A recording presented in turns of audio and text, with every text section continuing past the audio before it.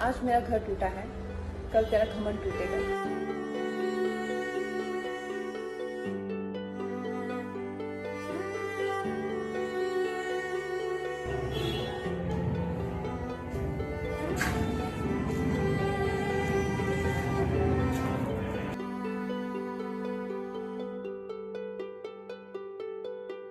भाई जो लोग लाइफ में खुद अपने दम पर कुछ उखाड़ नहीं पाते वो उजाड़ने में लग जाते हैं। और ये हमारे देश ने आज मुंबई में पहली बार नहीं देखा है, ऐसा हमने उजाड़ने वालों को कश्मीर से लेकर केरल तक लगातार देखा है। नमस्कार, मैं हूं रौनक और यह है फनतंत्र। महाराष्ट्र में देश की 9% आबादी बसती है, लेकिन कोरोना से होने वाली 37% मौतें अकेले महाराष्ट्र में हुई हैं। लेकिन सरकार की सबसे बड़ी प्रायोरिटी क्या है?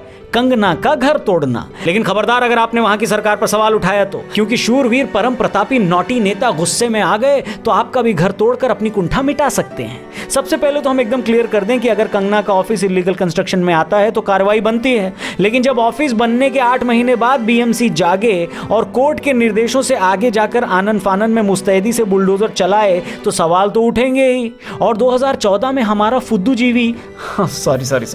बुद्धूजीवी समाज जिस तानाशाही फासिज्म का हवाला दे देकर दिन रात पानी पी पी कर मोदी को गरियाए पड़ा था, फाइनली 2020 में उस फासिज्म के दर्शन हो ही गए। कंग्रेचुलेशंस। लेकिन हमारे फुद्दूजीवी I am sorry once again, हमारे बुद्धूजीवी अब एकदम चुप हैं। और सिर्फ बुद्धूजीवी ही चुप नहीं है, फ्रीडम ऑफ एक्सप्रेशन के चैंपियंस भी चुप हैं, फेमिनिज्म के नाम पर मलाई खाने वाले सेलिब्रिटीज भी चुप हैं, किलो के हिसाब से अवार्ड वापसी का खेल खेलने वाले भी चुप हैं, महिला सुरक्षा और सम्मान की बात करने वाले नेता भी चुप हैं। वो लोग जो खिचड़ी में कंकड़ निकल आने पर देश में इंटॉलरेंस बढ़ गई है भैया, इस बात को पूरे विदेश में प्रचारित कर देते हैं, वो वाले अभिनेता भी चुप हैं। यहां तक कि बॉलीवुड गैंग भी कंगना की फ्रीडम ऑफ एक्सप्रेशन का सिर्फ इसलिए साथ नहीं दे रहा क्योंकि वो इनकी तरह हिपोक्रेट नहीं है। ये सब चुप हैं क्योंकि ये सब अंदर ही अंदर जानते हैं कि असली फासिस्ट कौन है। इसी डर के आधार पर ये डिसाइड करते हैं कि किसके खिलाफ बोलने का और किसके खिलाफ चुप रहने का। लेकिन सवाल सिर्फ बीएमसी से ही नहीं, सरकार से भी है कि पिछले 8 महीनों में आपने ऐसे कितने इलीगल कंस्ट्रक्शंस तोड़े?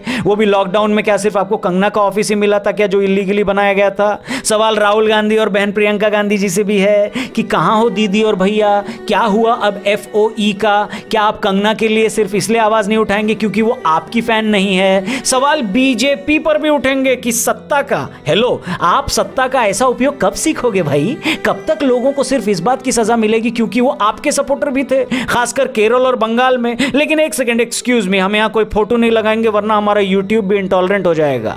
कांग्रेस की एक महिला प्रवक्ता जो कांग्रेस छोड़कर शिवसेना में गई ही इसलिए क्योंकि उनका मानना था कांग्रेस में महिलाओं की इज्जत नहीं होती, वो अब शिवसेना के नेताओं द्वारा एक महिला के खिलाफ अपशब्द जो कहे गए और बदले की कार्रवाई जो की गई उस पर धृतराष्ट्र के रोल में एकदम फिट लग रही हैं, क्योंकि वो जानती हैं कल ही किसी बड़े अखबार में किसी चैनल के प्राइम टाइम पर एंकर डर का माहौल है ये बोल के फिर से बीजेपी को फासिस्ट साबित करने लग जाएगा और अपने मुख्यमंत्री साहब फिर से किसी PR एजेंसी के इशारे पर प्लकार्ड लेकर खड़ी हो जाने वाली बॉलीवुडिया जमात से अपनी तारीफ में ट्वीट करवा के अपना ईगो बूस्ट कर लेंगे। लेकिन नौटी नेताजी याद रखिएगा, ये वही देश है जहां नारी के सम्मान के लिए ही रामायण हुई थी और जहां नारी के सम्मान के लिए ही महाभारत भी हुआ था।